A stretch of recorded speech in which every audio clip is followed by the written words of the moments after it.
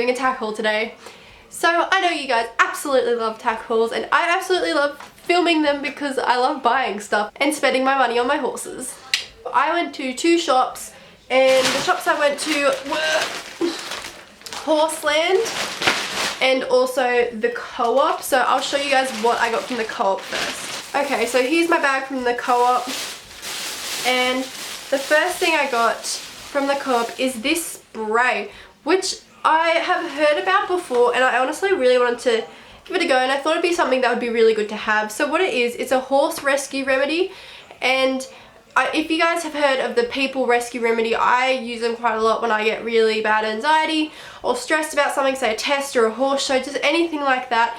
I find they are great, and you can get the rescue remedies for people in like little lollies, or you can get them in a spray, and this just seemed really good. So what it is, it's when your horse is anxious or stressed, you do 3 sprays and you put it on their mouth area, or you can like spray it on your hand and wipe it on their mouth.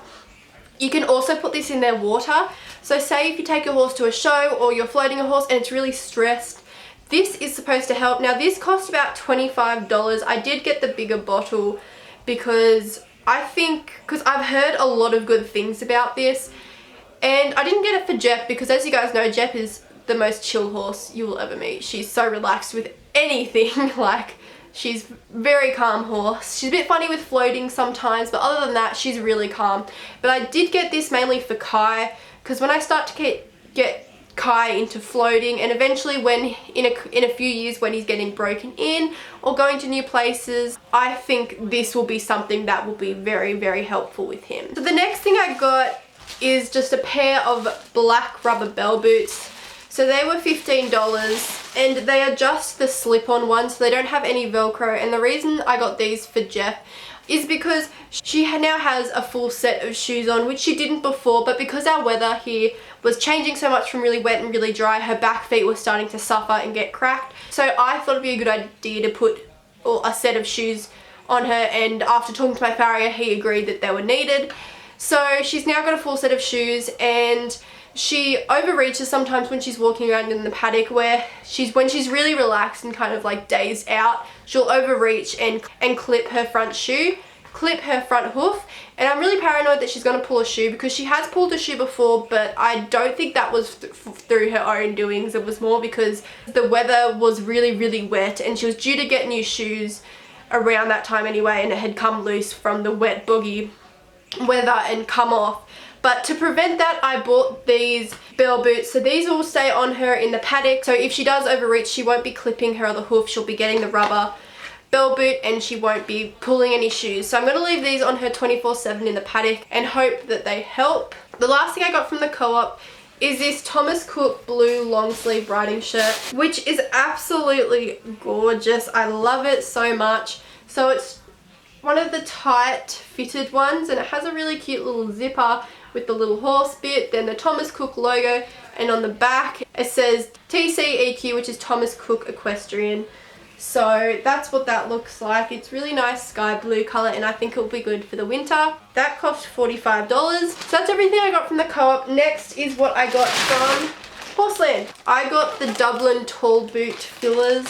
So they are to go in your tall boots and to keep them in really good condition and stand up straight. I have never used these for my tall boots, which isn't very smart. So I suggest if you guys ever get tall boots to buy these as soon as you buy your tall boots, because mine have kind of bent over and caused a lot of wrinkles around the front.